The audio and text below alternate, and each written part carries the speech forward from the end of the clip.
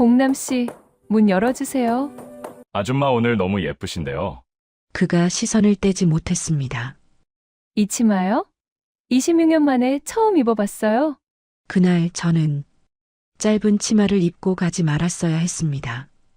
외제차 타는 총각네 집에요. 제 이름은 박미선, 올해 50살입니다. 대전에서 혼자 사는 이혼녀예요. 옆집에는 32 젊은 총각이 살고 있었죠. 부모님이 대전에 땅이 많다는 소문이었습니다. 세상의 모든 사연과 그 깊이를 전해드립니다. 구독과 좋아요 부탁드립니다. 이것은 2번의 결혼, 2번의 도망, 그리고 늦게 찾아온 마지막 사랑 이야기입니다. 부끄럽지만 진실한 한 여자의 고백을 들어주세요. 하늘 같은 사연, 지금 시작합니다. 저는 경상도 작은 농촌 마을에서 태어났습니다. 초등학교만 겨우 마치고 집안일을 거들며 20살까지 살았어요. 그 시절엔 여자아이에게 공부가 무슨 소용이냐는 분위기였죠. 부모님은 딸이 시집만 잘 가면 된다고 생각하셨습니다. 20살 되던 해봄이었어요. 중매로 첫 남편을 만났습니다. 상대는 같은 동네 26살 남자 김영수였고 얼굴도 그리 나쁘지 않았으며 집안도 괜찮다는 소문이었어요. 혼례를 치르고 시댁으로 들어갔을 때만 해도 저는 평범한 결혼 생활을 꿈꿨습니다. 하지만 신혼의 달은 불과 3달 만에 깨져버렸어요. 남편은 결혼 전부터 술과 도박에 빠져 있었고 그 사실을 시댁에서도 친정에서도 제대로 알지 못했던 거죠. 처음 남편이 술에 취해 들어온 날 그는 제게 반말을 하며 밥상을 엎어버렸습니다. 이게 뭐야? 이런 걸 먹으라고 차린 거야? 그날 밤 저는 처음으로 남편의 주먹을 맞았어요. 뺨을 맞고 벽에 머리를 부딪혔지만 누구에게도 말할 수 없었습니다. 시어머니는 말했죠. 남자들은 원래 그렇다. 내가 잘하면 된다. 친정에 말하면 못난 것이 시집살이도 못한다는 소리를 들을까 두려웠어요. 그렇게 4년을 버텼습니다. 술 먹고 들어오는 남편을 피해 다니고 도박빚을 갚느라 친정에서 몰래 돈을 빌려오기도 했죠. 어느 겨울밤이었습니다. 남편이 또 술에 취해 들어왔고 저는 평소처럼 조용히 방으로 피하려 했어요. 그런데 그날은 달랐습니다. 남편은 제 머리채를 잡고 방바닥에 몇 번이고 내리쳤고 저는 그대로 정신을 잃었죠. 눈을 떴을 때는 친정방이었어요. 어머니가 울면서 제 얼굴을 닦아주고 있었고 아버지는 밖에서 누군가와 고함을 지르고 있었습니다. 그날 이후 부모님은 이혼을 결심하셨어요. 목숨을 잃으니 차라리 이혼해라. 24, 저는 이혼녀가 되었습니다. 그 시절 이혼은 평생의 낙인이었고 동네 사람들의 수군거림 속에서 저는 고개를 들 수가 없었어요. 하지만 그래도 살아있다는 것, 그것만으로도 감사했습니다. 친정에 있기가 미안했어요. 부모님 얼굴에 먹칠만 했다는 생각에 밤마다 눈물을 흘렸습니다. 동네 사람들은 저를 볼 때마다 수군거렸고 장에 나갈 때마다 시선이 따가웠어요. 저 집 딸 이혼했다며? 시집살이도 못해서 쫓겨났대. 하지만 나는 알지 못했습니다. 지옥은 한 번으로 끝나지 않는다는 것을요. 이혼 후 1년쯤 지났을 때였습니다. 부모님은 다시 중매를 주선하셨어요. 상대는 35살 이혼남 한기철이었고 7살 난 아들 상훈이를 데리고 혼자 사는 사람이었습니다. 직업은 건설 현장 인부였고 키가 크고 어깨가 넓은 사람이었죠. 처음 맞선을 보던 날 그는 솔직하게 말했습니다. 나한테 아들이 하나 있어. 전처는 아이를 버리고 떠났고 나는 애 키우느라 바빠서 제대로 살림을 못하고 있어. 저는 그 말에 오히려 안심이 되었어요. 이 사람은 적어도 거짓말을 하지 않는구나. 그런 생각이 들었죠. 결혼을 결심한 건 그로부터 한 달 뒤였습니다. 25살, 저는 다시 한번 시집을 갔고, 이번에는 어린 상훈이와 함께 사는 삶이 시작되었어요. 한기철 씨는 새벽같이 일어나 현장에 나가고, 저는 집안일과 아이 뒷바라지를 챙기며 살았습니다. 생활은 고단했지만 평화로웠어요. 남편은 술을 마셔도 폭력을 휘두르지 않았고, 상훈이에게 다정했으며, 제게도 함부로 대하지 않았죠. 저는 상훈이를 친아들처럼 키웠습니다. 밥을 먹이고 학교에 보내고 아플 때 업고 병원에 가고 밤 늦게까지 옆에서 재우며 살았어요. 상훈이도 점점 저를 엄마라고 불렀고 저는 그 소리가 좋았습니다. 그렇게 2년, 3년이 흘렀지만 우리 사이에는 아이가 생기지 않았습니다. 남편은 병원에 가보자고 했어요. 검사를 받은 건 저였습니다. 결과는 충격적이었어요. 자궁 기형이 있고 난소 기능도 약해서 임신 가능성이 거의 없습니다. 의사의 목소리가 차갑게 들렸습니다. 그 순간 저는 세상이 무너지는 것 같았어요. 첫 남편과의 사이에서도 아이가 없었던 이유가 바로 저 때문이었던 거죠. 진료실을 나와 복도에 주저앉았습니다. 눈물이 멈추지 않았어요. 나는 여자로서 무가치한 존재구나. 하지만 저는 그 사실을 남편에게 끝내 말하지 못했습니다. 아직 때가 안 된 것 같아요. 조금 더 기다려봐요. 남편은 더 이상 묻지 않았고 저는 그 비밀을 가슴속 깊이 묻어두었어요. 대신 저는 상훈이를 더 애지중지하며 키웠습니다. 친아들보다 더 정성을 쏟았고 상훈이도 저를 진짜 엄마처럼 따랐어요. 그렇게 10년, 15년이 흘렀습니다. 상훈이는 성인이 되었고 남편은 40을 넘기며 몸이 예전 같지 않다고 했죠. 현장 일이 힘들어졌고 저녁에는 소주 한두 잔씩 마시기 시작했습니다. 처음에는 그냥 피로를 푸는 정도였어요. 하지만 35살이 되던 해 뭔가 달라지기 시작했습니다. 술을 마시는 양이 늘었고 집에 들어오는 시간이 늦어졌어요. 그리고 술버릇이 나빠지기 시작했죠. 밥이 왜 이 모양이야? 집안일밖에 안 하면서 이것도 못해? 처음엔 그냥 말뿐이었습니다. 하지만 40이 되던 해 첫 번째 폭력이 시작되었어요. 술에 취해 들어온 남편이 밥상을 엎었고 제 뺨을 때렸습니다. 그 순간 20살 때의 기억이 되살아났어요. 또 시작이구나. 하지만 다음날 남편은 무릎을 꿇고 사과했습니다. 미안해. 술 먹고 정신이 없었어. 다시는 안 그럴게. 저는 용서했어요. 한 번의 실수라고 생각했죠. 하지만 폭력은 두 번째, 세 번째 이어졌습니다. 그리고 점점 더 뺨을 때리던 게 주먹이 되었고 주먹이 발길질이 되었습니다. 상훈이는 알고 있었어요. 아버지가 엄마를 때린다는 걸요. 25살이 된 상훈이는 가끔 아버지를 말렸지만 술에 취한 한기철은 아들의 말도 듣지 않았습니다. 너는 가만히 있어. 이건 부부 문제야. 저는 또다시 참았습니다. 이혼할 용기가 없었어요. 어디로 가야 할지, 어떻게 살아야 할지 막막했습니다. 45살, 저는 이미 늙어버렸고 갈 곳도 없었으니까요. 그렇게 40대 후반까지 버텼습니다. 남편의 폭력은 점점 더 심해졌고 저는 하루하루 견디는 것만으로도 지쳐갔어요. 밤마다 천장을 바라보며 생각했습니다. 이대로 죽는 건 아닐까? 그리고 45살이 되던 해 저는 견딜 수 없는 밤을 맞이했습니다. 그날 밤도 남편은 술에 취해 들어왔습니다. 현관문이 쾅 소리를 내며 열렸고 저는 본능적으로 몸을 움츠렸어요. 남편의 발걸음 소리가 거실로 다가왔습니다. 밥 어디 있어? 목소리가 험악했어요. 저는 서둘러 부엌으로 가서 밥상을 차렸습니다. 손이 떨려서 국그릇이 덜그럭거렸죠.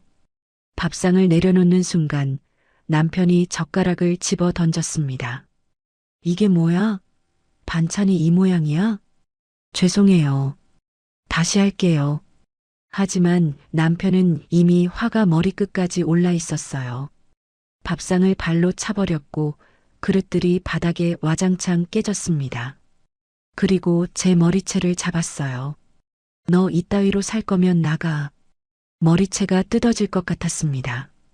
저는 비명을 지르며 남편의 손을 붙잡았지만 그의 힘은 너무 셌어요. 벽에 머리를 부딪혔고 눈앞이 하얘졌습니다. 그때였어요. 문이 열리는 소리가 들렸습니다. 아버지, 그만하세요. 상훈이었어요. 25살 상훈이가 아버지와 저 사이에 끼어들었습니다. 상훈이는 아버지의 팔을 붙잡으며 소리쳤어요. 엄마한테 왜 이러세요? 그만하시라고요. 너는 가만히 있어. 이건 우리 부부 일이야. 부부가 이래도 돼요? 엄마가 얼마나 힘들게 사는데요. 남편은 상훈이를 밀쳐냈고 비틀거리며 안방으로 들어가 문을 쾅 닫아버렸습니다.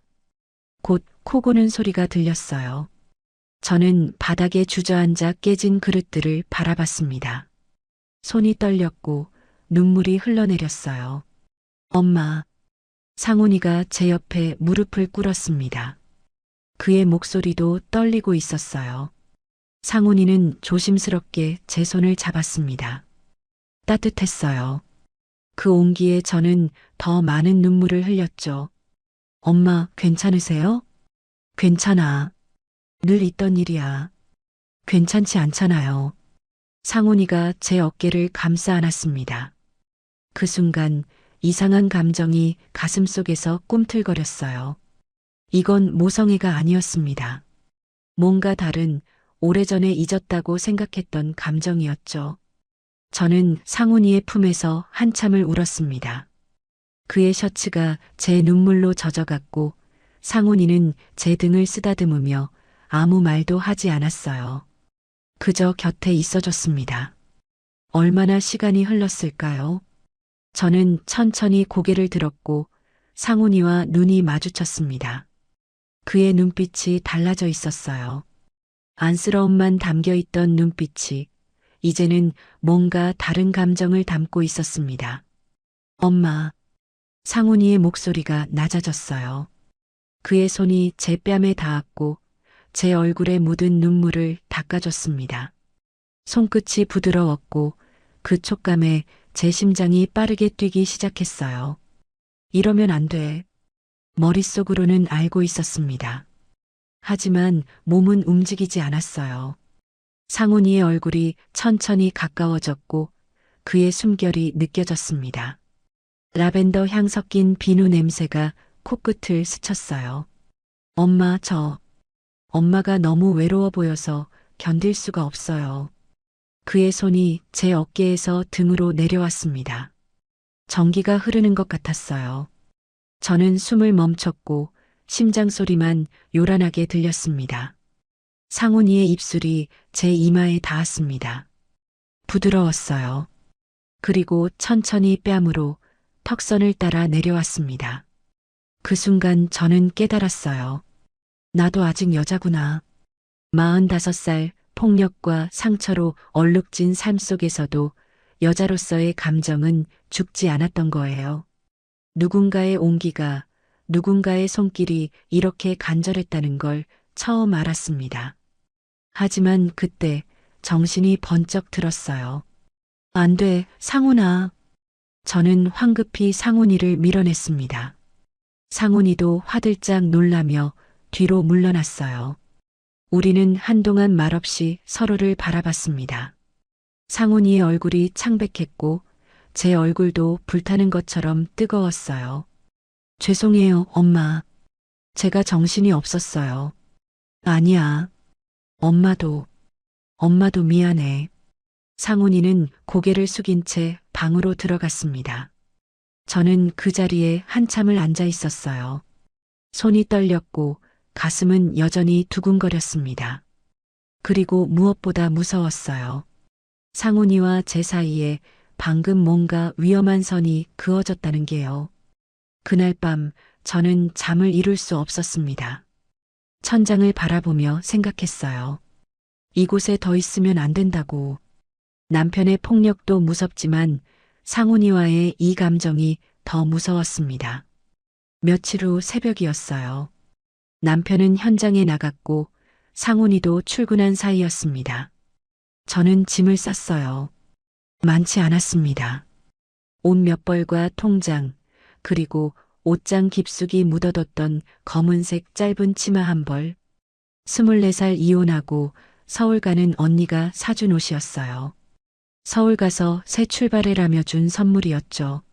하지만 전 한 번도 입지 못했습니다.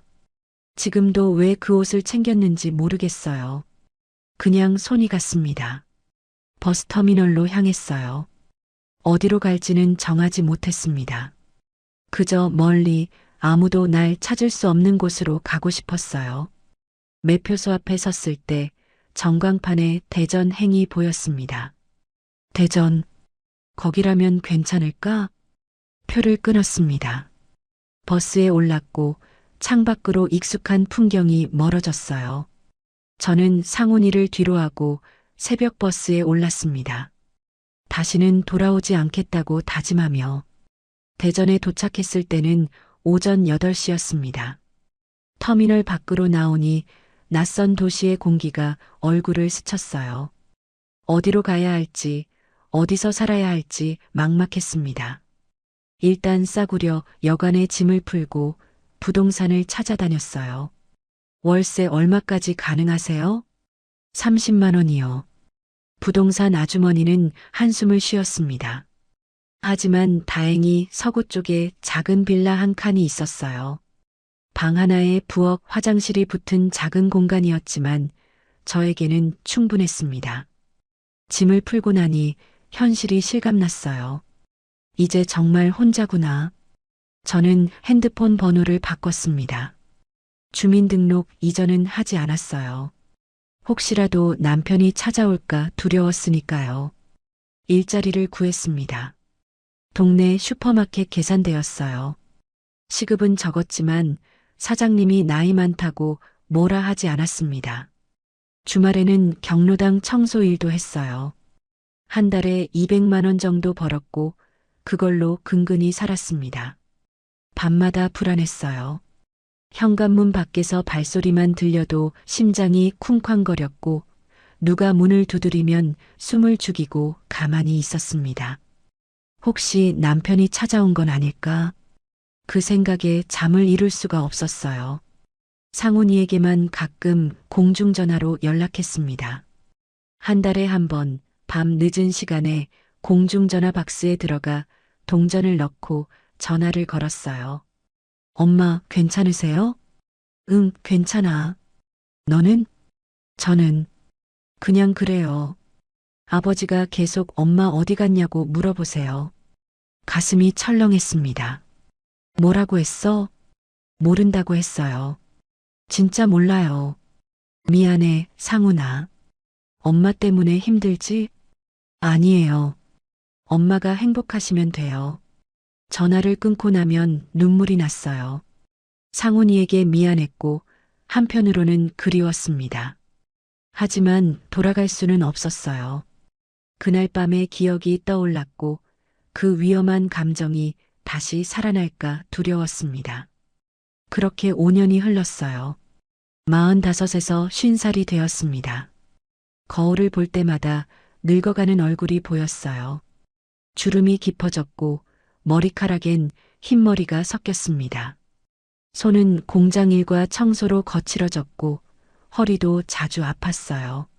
나는 이제 정말 여자로서 끝났구나. 그렇게 생각하며 살았습니다. 동네 경로당 언니들이 소개팅을 주선해 줄 때도 있었지만 마음이 움직이지 않았어요. 몇 번 만나본 적도 있었지만 공허했습니다. 몸만 섞였을 뿐 마음은 채워지지 않았어요. 그러던 어느 봄날이었습니다. 옆집에 이사 오는 사람이 있다는 소리를 들었어요. 짐을 나르는 소리가 들렸고 저는 무심코 창문 너머로 내다봤습니다. 그리고 그 순간 심장이 뛰었어요. 검은색 차가 한 대 서 있었습니다. 외제차였어요. 차에서 젊은 남자가 내렸습니다. 30 초반쯤 되어 보이는 키가 크고 어깨가 넓은 남자였죠. 깔끔한 와이셔츠에 청바지를 입고 있었고 짐을 나르는 모습이 여유로웠습니다. 저 차 얼마짜리지? 월세 30만 원짜리 빌라에 저런 외제차를 끌고 오다니. 슈퍼에서 일하며 가끔 봤던 차였어요. 동네 사모님들이 땅 많은 집 아들이 저거 타더라고 수군거리던 그 차였습니다. 며칠 후 복도에서 그와 마주쳤어요. 가까이서 보니 더 젊었습니다. 32쯤? 저와는 거의 20살 가까이 차이 나는 나이였죠. 안녕하세요. 옆집에 이사 온 이봉남이라고 합니다. 그는 공손하게 인사를 건넸고 저는 얼떨결에 대답했습니다. 아, 네. 저는 박미선이에요. 잘 부탁해요. 봉남 씨는 밝게 웃으며 고개를 숙였습니다. 그 미소에 제 가슴이 또다시 뛰었어요. 오랜만에 느끼는 설렘이었습니다.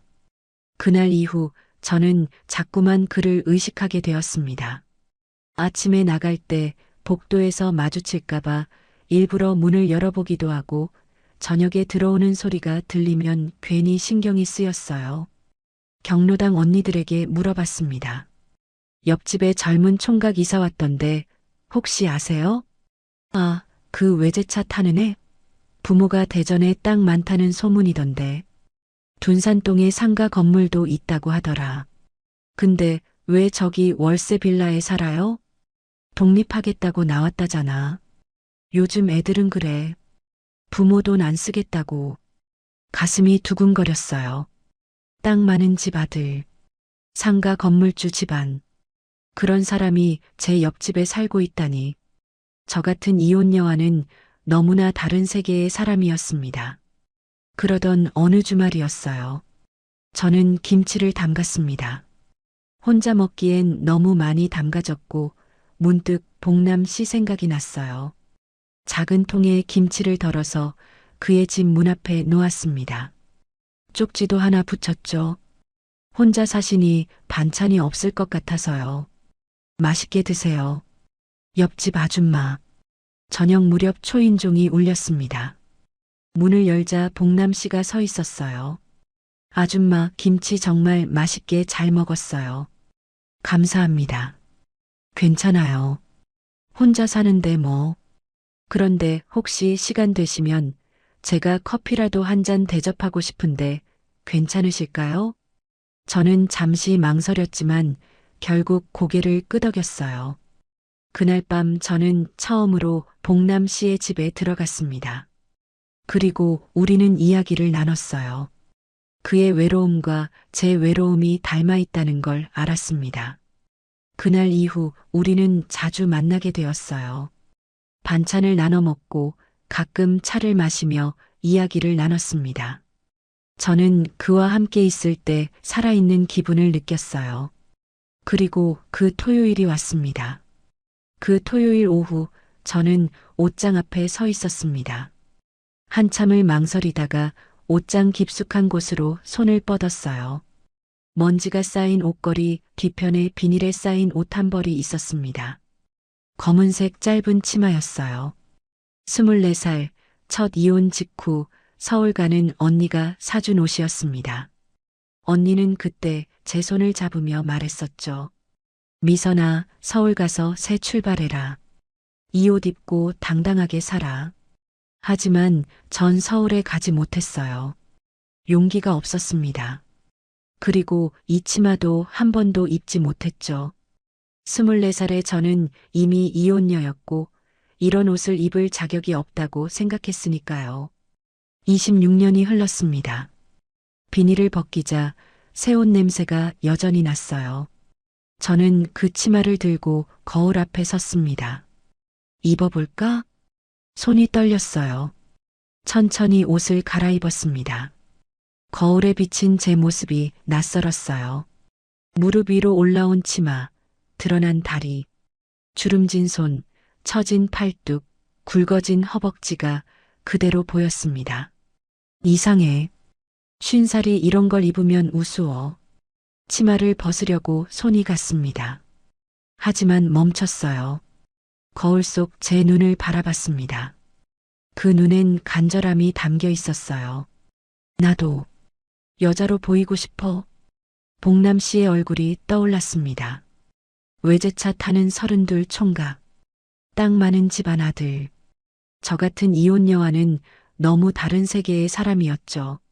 하지만 그가 제게 친절했고 제 김치를 맛있다고 했으며 제 이야기를 들어줬습니다. 오늘 하루만 여자로 보이고 싶어. 립스틱을 발랐습니다. 20년 묵은 립스틱이었지만 아직 발렸어요. 머리도 빗었고 향수 대신 핸드크림을 손목에 발랐습니다. 거울을 보니 조금은 나아 보였어요. 부엌으로 갔습니다. 부침개를 붙였어요. 손이 계속 떨렸습니다. 밀가루가 앞치마에 묻었고 기름이 튀어 손등을 데웠지만 아프지 않았어요. 부침개가 노릇노릇하게 익었고 접시에 담았습니다. 소주 한 병도 챙겼어요. 복남 씨의 집 앞에 섰습니다. 초인종이 바로 앞에 있었지만 손이 떨려서 누를 수가 없었어요. 돌아갈까? 하지만 발이 움직이지 않았습니다. 다시 거울에 비친 제 다리를 내려다봤어요. 26년 만에 드러낸 다리. 늙고 처졌지만 그래도 오늘만은 여자로 보이고 싶었습니다. 숨을 크게 들이마시고 초인종을 눌렀습니다. 문이 열렸습니다. 복남 씨가 서 있었어요. 그의 눈이 제 얼굴에서 천천히 아래로 내려왔습니다. 다리에 시선이 머물렀어요. 시간이 멈춘 것 같았습니다. 아줌마. 그의 목소리가 달랐습니다. 오늘 너무 예쁘신데요. 가슴이 터질 것 같았어요. 얼굴이 뜨거워졌고 손에 든 접시가 덜덜 떨렸습니다. 어서 오세요. 복남 씨가 문을 활짝 열어줬어요. 저는 떨리는 다리로 그의 집 안으로 들어갔습니다. 거실에 마주 앉았습니다. 공기가 평소와 달랐어요. 복남 씨는 자꾸 시선을 돌렸다가 다시 제 쪽을 봤습니다. 저는 떨리는 마음으로 다리를 꼬며 앉았어요. 치마가 조금 더 위로 올라갔습니다. 이상한가? 우스운가? 손이 저절로 치마 끝으로 갔습니다. 내리고 싶었어요. 하지만 멈췄습니다. 오늘만큼은 여자로 보이고 싶었으니까요. 26년 만에 처음 입은 이 치마가 저를 여자로 만들어줄 수 있을까?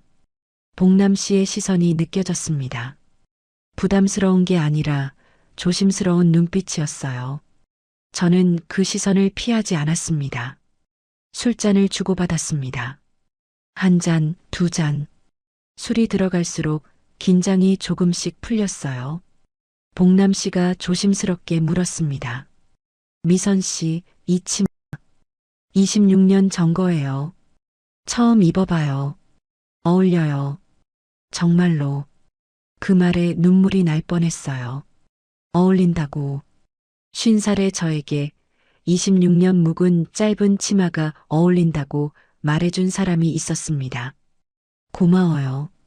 목소리가 떨렸습니다. 복남 씨는 한참을 저를 바라보다가 천천히 손을 내밀었어요. 그 손이 제 무릎 위에 조심스럽게 놓였습니다. 아줌마, 이러면 안 되는데. 그의 목소리가 갈라져 있었어요. 손은 떨리고 있었습니다. 저는 그 손을 밀어내지 않았어요. 오히려 제 손을 그의 손 위에 포겠습니다. 미선 씨라고 불러요. 미선 씨. 그가 천천히 제게 다가왔고 저는 눈을 감았습니다.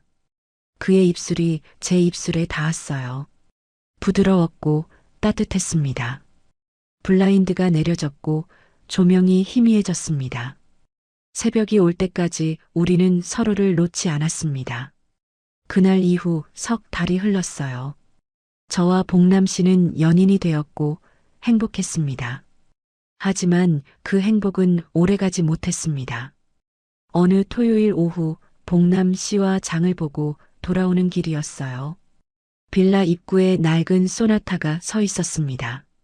심장이 철렁했어요. 차 문이 열렸고 남자가 내렸습니다. 미선아, 온몸이 얼어붙었습니다. 한기철이었어요. 5년 만에 전 남편이 저를 찾아온 거예요. 미선아, 나야, 기철이야. 그는 제게 달려왔고 저는 본능적으로 뒤로 물러섰습니다. 봉남 씨가 제 앞을 가로막았어요. 누구세요? 누구긴 누구야. 내 마누라야. 한기철의 목소리는 거칠었고 술 냄새가 났습니다. 여전히 술을 마시고 있구나. 저는 온몸이 떨렸어요. 저 사람 남편 아니에요. 이혼했어요. 이혼? 무슨 이혼? 너 도장 안 찍었잖아. 가슴이 내려앉았습니다. 맞아요. 저는 그냥 도망쳤을 뿐이었어요. 봉남 씨가 단호하게 말했어요. 지금 당장 돌아가세요. 경찰 부를 겁니다. 한기철이 욕설을 내뱉으며 떠났지만 저는 알고 있었습니다. 그는 다시 올 거라는 걸요. 그날 짧은 치마를 입지 말았어야 했습니다. 하지만 후회하지는 않아요. 그날 저는 여자였으니까요. 그날 이후 한기철은 계속해서 찾아왔습니다. 아침에도 저녁에도 때로는 한밤중에도 빌라 앞에 나타났어요. 문을 두드리고 소리를 질렀습니다. 미선아, 나와. 우리 집에 가자. 저는 숨죽이며 지냈습니다. 밖에 나가는 것도 두려웠고 슈퍼에 출근할 때도 주변을 살폈어요. 혹시 한기철이 숨어 있는 건 아닐까?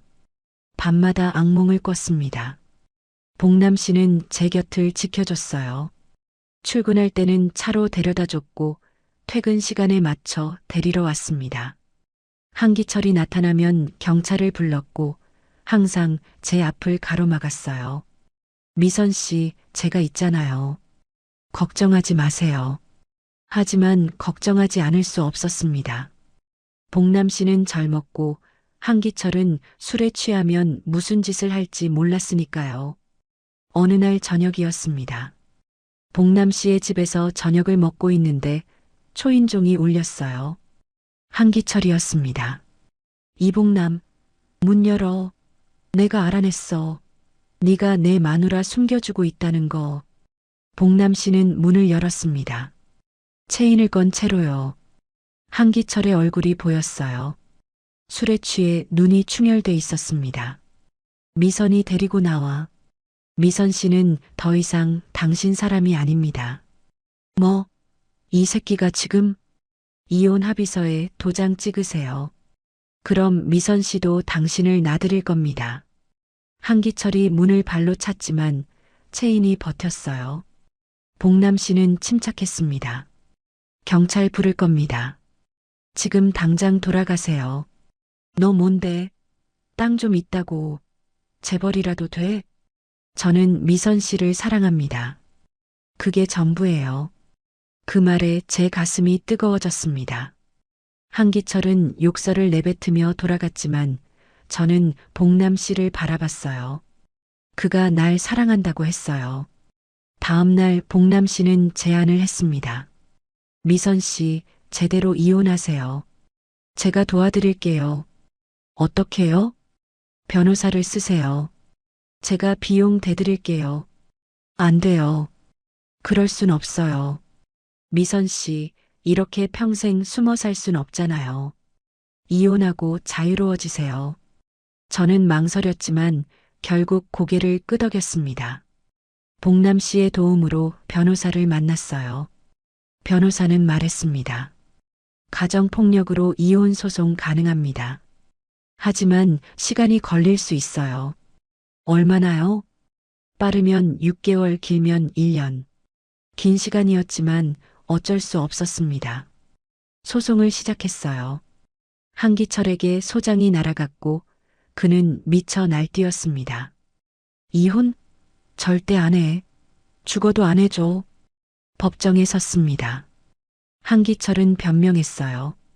제가 술을 좀 먹었지만 폭력은 안 했습니다. 마누라가 거짓말하는 거예요. 하지만 저는 증거를 제출했습니다. 25년 전 병원 기록, 이웃의 증언, 그리고 상훈이의 진술서. 상훈이는 법정에 나와 말했어요. 아버지는 어머니를 계속 때렸습니다. 저도 여러 번 말렸어요. 한기철의 얼굴이 일그러졌습니다. 판사는 이혼을 인정했고 위자료 300만 원을 명령했어요. 많지 않은 돈이었지만 저는 상관없었습니다. 자유가 더 중요했으니까요. 법원을 나오는 길이었습니다. 한기철이 저를 막아섰어요. 미선아, 땅 부자 만났다며? 내가 이혼녀 주제에? 그 말에 복남 씨가 앞으로 나섰습니다. 미선 씨는 제게 소중한 분입니다. 당신이 뭐라 해도 상관없어요. 이 새끼가 진짜. 한기철이 주먹을 휘둘렀지만 복남 씨는 피했습니다. 경비원들이 달려왔고 한기철은 끌려갔어요. 저는 복남 씨의 품에 안겨 울었습니다. 고마워요, 복남 씨. 정말 고마워요. 이제 자유예요, 미선 씨. 그날 밤 우리는 조용히 축하했습니다. 소주 한 잔씩 마시며 서로를 바라봤어요. 복남 씨가 제 손을 잡았습니다. 미선 씨, 저는 진심이에요. 나이 차이는 중요하지 않아요. 하지만 전 50살이고 복남 씨는 상관없어요. 전 미선 씨가 좋아요. 가슴이 벅차올랐습니다. 저를 이렇게 지켜준 사람이 있다는 게, 사랑한다고 말해준 사람이 있다는 게 믿기지 않았어요. 하지만 행복은 오래가지 못했습니다. 일주일 후였어요. 복남 씨가 심각한 얼굴로 저를 찾아왔습니다. 미선 씨, 부모님이 알게 됐어요. 뭐요? 우리 관계요. 누가 부모님한테 말한 것 같아요. 가슴이 철렁했습니다. 그래서요? 부모님이 반대하세요. 많이요. 복남 씨의 목소리가 떨렸습니다. 저는 알았어요. 이제 진짜 시련이 시작된다는 걸요. 50살 이혼녀라고요? 안 돼. 절대 안 돼. 복남 씨 어머니의 목소리가 전화기 너머로 들렸습니다. 저는 조용히 고개를 숙였어요. 복남 씨가 제 손을 꼭 잡았지만 저는 알고 있었습니다. 이 사랑은 오래가지 못할 거라는 걸요. 행복은 너무 짧았습니다. 복남 씨 부모님은 다음 날 대전으로 내려왔습니다. 고급 세단이 빌라 앞에 섰고 정장을 차려입은 부부가 내렸어요. 어머니는 명품 핸드백을 들고 있었고 아버지는 묵묵히 담배를 피우고 있었습니다. 저는 창문 너머로 그 모습을 봤어요. 저와는 너무나 다른 세계의 사람들이었습니다. 복남 씨는 밤늦게 제게 왔습니다. 얼굴이 창백했어요. 미선 씨, 죄송해요. 부모님이. 괜찮아요. 당연한 일이에요. 하지만 괜찮지 않았습니다. 복남 씨는 제 손을 꼭 잡았어요. 제가 설득해 볼게요. 시간이 좀 걸리겠지만. 복남 씨, 네. 부모님 말씀이 맞아요. 복남 씨가 저를 바라봤습니다. 저는 미소 지으며 말했어요. 전 50살 이혼녀예요. 복남 씨는 32이고 부모님이 땅 많은 집안 아들이죠. 우리는 처음부터 어울리지 않았어요. 그런 말하지 마세요. 사실이잖아요. 복남 씨는 고개를 저었지만 저는 이미 결심하고 있었습니다.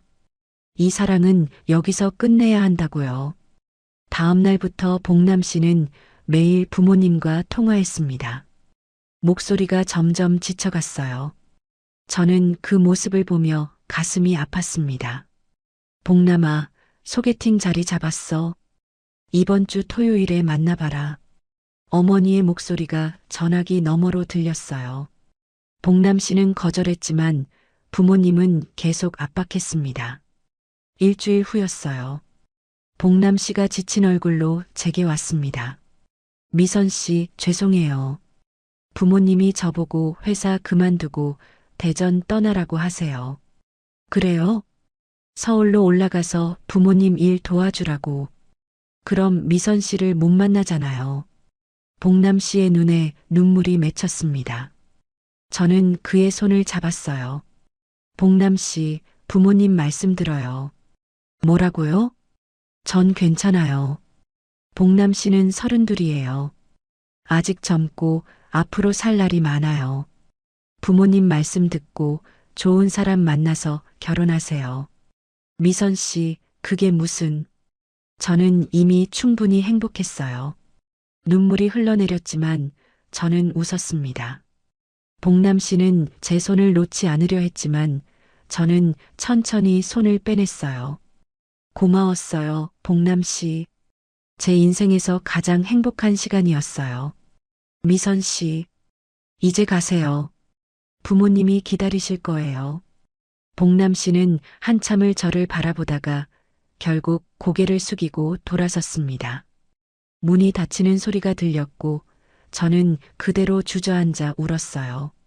한 달 후 복남 씨는 서울로 올라갔습니다. 이사 가는 날 저는 일부러 집에 없었어요. 슈퍼에 나가서 하루 종일 계산대에 앉아 있었습니다. 퇴근 후 집에 돌아오니 복남 씨의 방은 텅 비어 있었어요.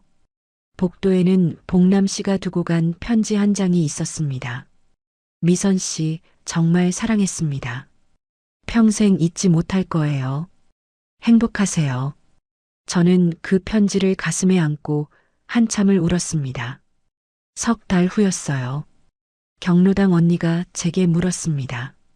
미선아, 옆집 살던 그 총각 결혼한다며? 슈퍼에서 누가 그러던데. 가슴이 철렁했습니다. 서울에서 이번 주에 결혼식 올린대. 신부가 29이라던데. 예쁘다고 하더라. 32과 29. 어울리는 나이였어요. 잘 됐네. 저는 속으로 중얼거렸어요. 정말 잘 됐다고, 복남 씨는 행복해야 한다고 스스로를 다독였습니다. 결혼식 날이었어요. 저는 슈퍼에 나가지 않고 집에 있었습니다. 창밖을 바라보며 복남 씨를 떠올렸어요. 지금쯤 예복을 입고 있겠죠. 신부 손을 잡고 입장하고 있을 거예요. 행복해요, 복남 씨. 눈물이 흘렀지만 후회는 없었습니다. 저는 50살에 다시 여자가 되었고 누군가에게 진심으로 사랑받았으니까요. 저녁이 되었습니다. 초인종이 울렸어요. 문을 열자 택배 기사가 서 있었습니다. 박미선 씨 맞으시죠? 네. 상자 하나를 받았습니다. 보낸 사람은 이복남. 상자를 열자 작은 편지와 함께 목도리 한 장이 들어 있었어요. 미선 씨, 오늘 결혼했습니다. 하지만 제 인생에서 미선 씨를 잊을 수 없을 것 같아요. 날씨가 추워지면 이거라도 목에 둘러주세요. 평생 건강하고 행복하세요. 사랑했습니다. 저는 목도리를 목에 둘렀습니다. 따뜻했어요.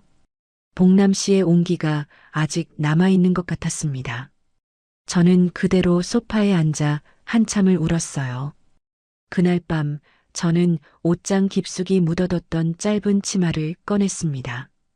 26년 묻어뒀다가 한 번 입었던 그 치마. 다시 입지는 않을 거예요. 하지만 버리지도 않을 겁니다. 이 치마는 제가 여자였던 순간의 증거니까요. 그로부터 다시 시간이 흘렀습니다. 지금 저는 52살이에요. 여전히 대전에서 혼자 살고 있고 슈퍼마켓에서 계산대 일을 하며 지내고 있습니다. 복남 씨가 떠난 후 옆집에는 젊은 부부가 이사 왔어요. 아기 울음소리가 들릴 때마다 저는 문득 생각합니다. 복남 씨도 지금쯤 아이가 생겼을까? 행복하게 살고 있을까? 가끔 경로당 언니들이 또 소개팅을 주선하려 하지만 저는 웃으며 거절해요. 이제 됐어요. 저는 혼자 사는 게 편해요. 거짓말은 아니에요. 정말로 혼자가 편해졌습니다.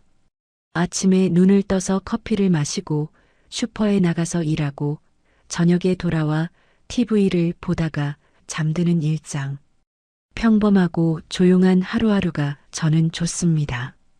외롭지 않냐고요? 가끔은 외로워요. 밤이 되면 여전히 적막함이 밀려오고 누군가의 온기가 그리울 때도 있습니다. 하지만 견딜만해요. 그때의 기억이 있으니까요.